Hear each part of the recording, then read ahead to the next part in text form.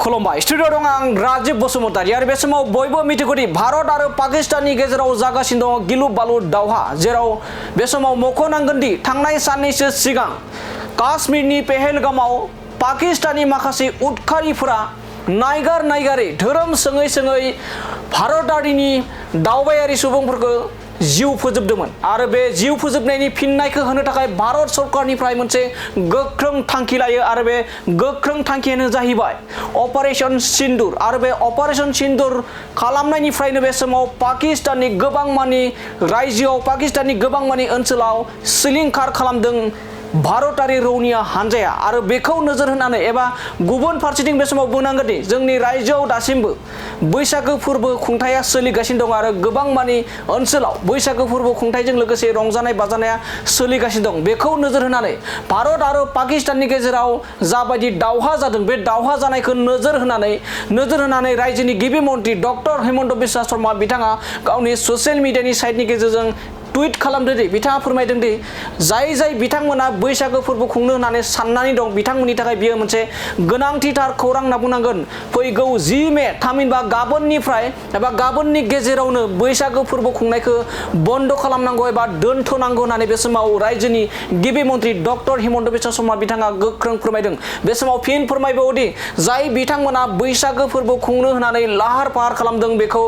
खौरांखौ आबुङै नोंथांमोना नायलां जे बैसागो फोरबो फैगौ 10 मे खालारनि थामहिनबा गाबोननि गेजेराव बयखौबो फोजोबनो थाखाय खावलायदों रायजोनि गिबि मन्त्रि डक्टर हेमन्त बिश्व शर्मा बिथाङा बे समाव फिन फोरमायबावोदि भारत आरो पाकिस्ताननि गेजेराव गिलु बालु दावहा जेराव भारतनि रौनिया हानजाया गोख्रोङै फिनजाथाय होगासिनो दं पाकिस्ताननि गोबां मानि ओनसोलाव गोबां मानि गला बारुदजों फिननाय होदों भारतनि रौनिया हानजाफोरा आरो बेखौ नोजोर होनानै रायजोनि गिबि मन्त्रि डक्टर हेमन्त बिश्व शर्मा बिथाङा बैसागो फोरबो खुंनायखौ फैगौ 10 मे खालारनि गेजेराव फोजोबनो थाखाय बन्द खालामनो थाखाय बिथाङा गावनि ससियेल साइटनि गेजेरजों रोखा फोरमायनायखौ बे समाव नुनो मोननाय जादों।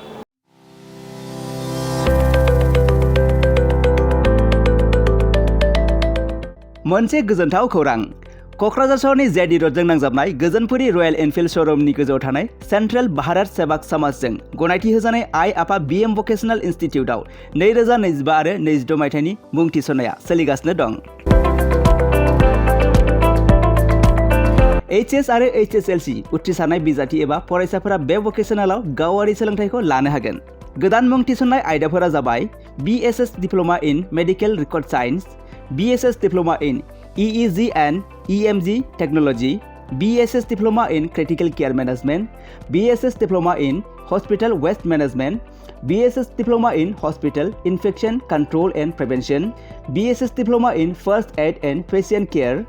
BSS diploma in physical assistant, BSS diploma in ECG technician, BSS diploma in hospital administration, BSS diploma in hospital sterilization technician assistant, certificate in dietitian, certificate in old age care, certificate hospital housekeeping, lab assistant, pharmacy assistant, certificate in emergency medical service, certificate in pulmonary function test एबा PFT technician, certificate in awareness of HIV/AIDS, certificate in anti malaria training आरो लोगोसे office management courses, computer courses आरो communicative and soft skill एजुकेशननि कोर्सफोरखौ 2 बोसोरनि गेजेरावनो आबुं खालामनानै BSS एबा भारत सेवाक समाजजों गनायथि होजानाय डिप्ल'माखौ लानो हागोन। लोगोसे गासैबो डिप्ल'माखौ लानायनि उनाव सोरखारि साख्रि मोननायनि सुबिदाबो दं।